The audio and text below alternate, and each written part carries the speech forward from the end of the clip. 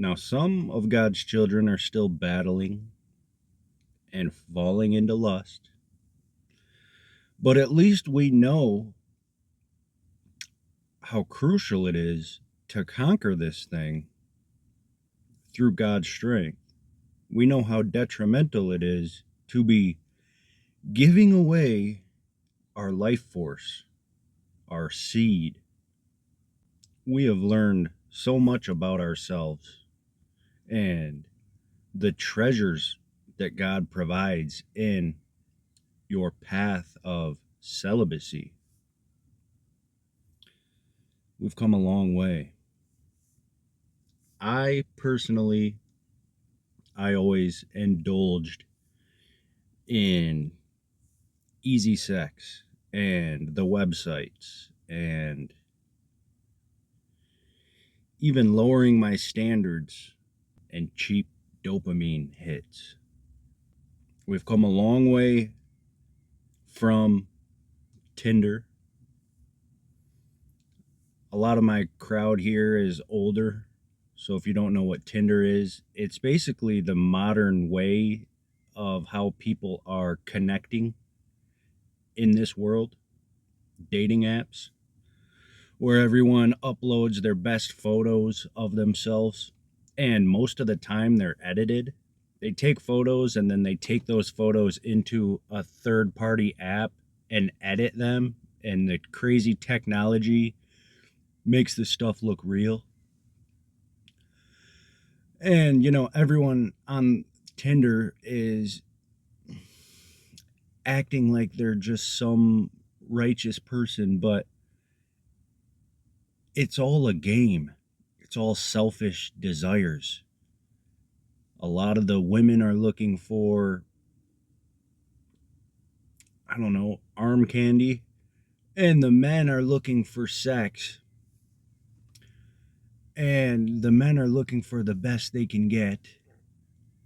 And, people are outright blunt about it. I'm here for a short time, a good time, not a long time.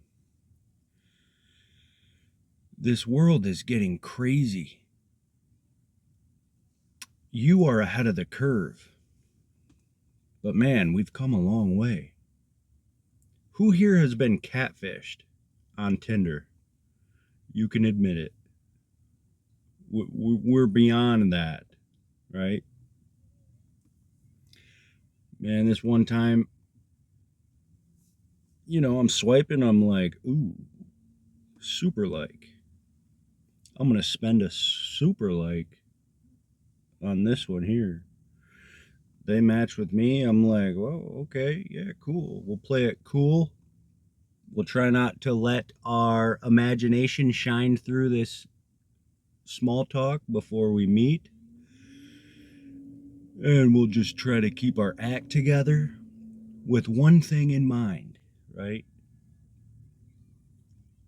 I meet this person, I'm like, who the heck are you? You're, no, this ain't you. It's getting crazy. It's getting crazy. But look, there is so much reward in conquering lust. Lust is one of Satan's greatest weapons against God's children. You will be rewarded in stacking days on top of days, in putting that behind you. You will become more confident. You will become less socially awkward. You will have less anxiety. You will have more energy. And this will all start to happen not long after you put all that behind you. If you've been someone, and you look, most of the world is doing things they shouldn't every day behind closed doors. Within a week, you will notice a change. You will, as I said, you'll have more energy. You will have more of a desire to clean your life up. It'll help you take care of other vices and other areas of your life. Maybe it's nicotine addiction or weed or alcohol or whatever. You'll have the drive to keep your space clean. You will become more physically attractive within, even the first month. You'll be emanating light, your aura, so to say, the Holy Spirit, as I call it, which is what I see to be the truth. You'll have God's favor over your life. The New Age would call it luck or good karma. It's God's favor aligning you with what He has planned for you, His blessings. He will align you with your purpose in conquering lust. You're a warrior. You are a soldier for Christ. And as I said, you are ahead of the curve if you are already aware of these things and the seriousness and how detrimental falling for lust and temptation can be. And, you may fall, but you get back up and you get stronger. You become aware of your triggers, aware of your right hand and the eye that you need to gouge out, which would mean certain apps, the websites, of course, clubs, someone maybe at the workplace that you don't align with their values. You have more wisdom than people that are still living in pleasure and such. It could even be the gym, the modern gym. Speaking as a man, I go in there, all of these young women are wearing skin tight yoga pants, bending over. Look, I don't mean to say that in a weird way, but when you are retaining these Jezebels, they'll literally try to get your attention.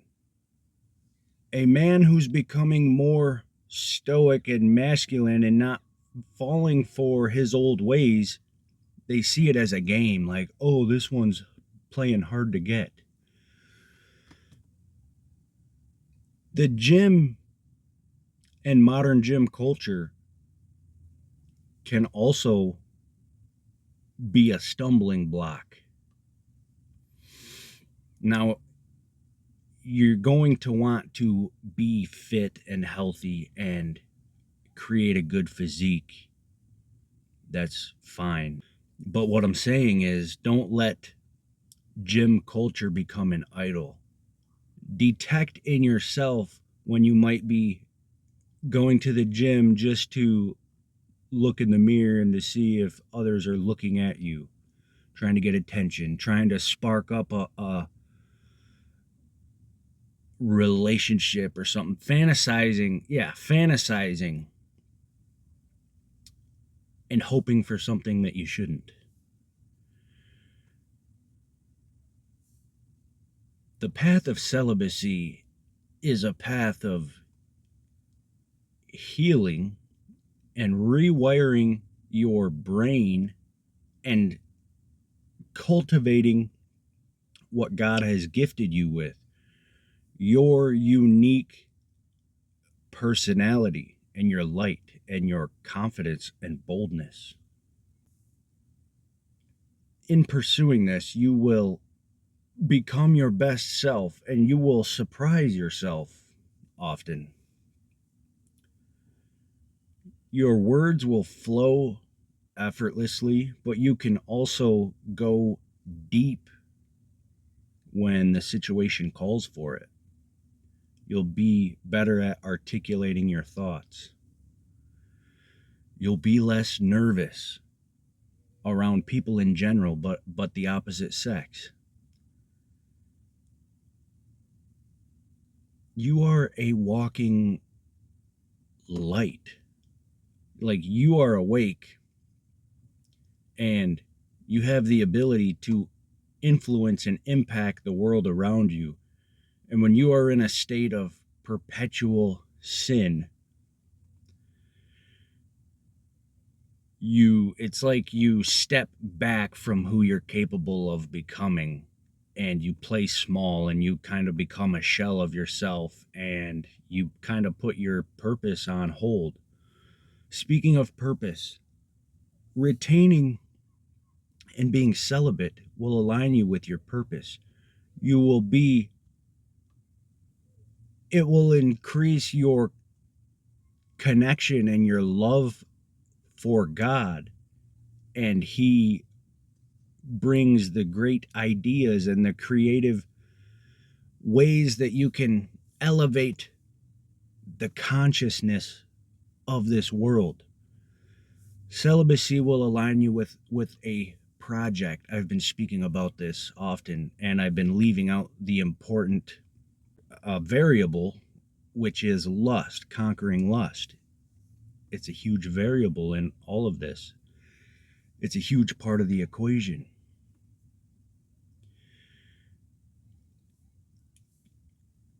When you are reserving your energy, you can put that into something that you can create with God.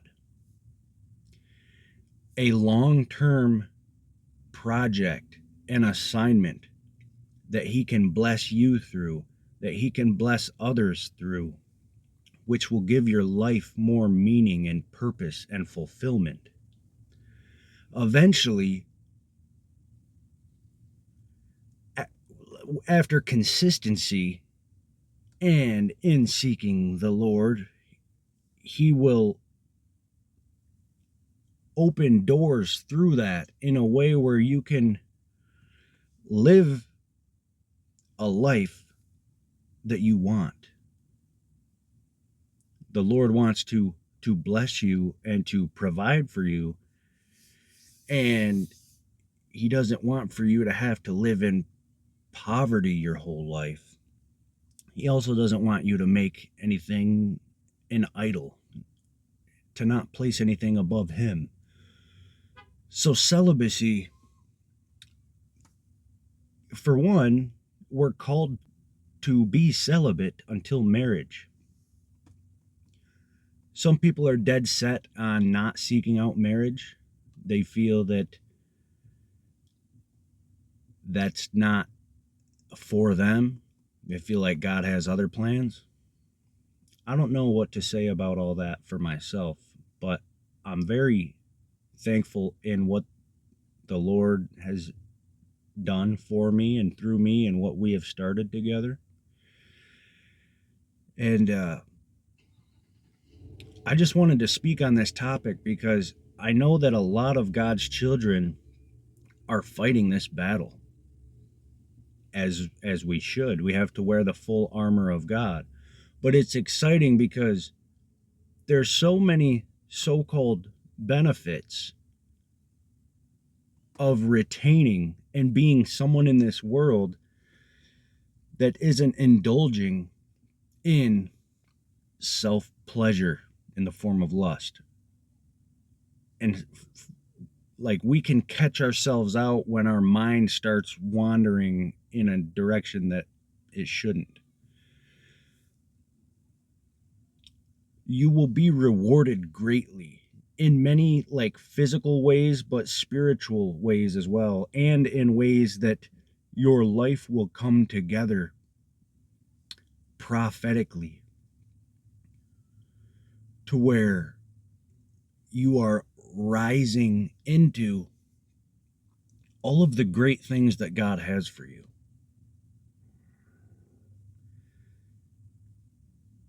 Yeah, so I'm just going to leave that there. I hope you got something out of this.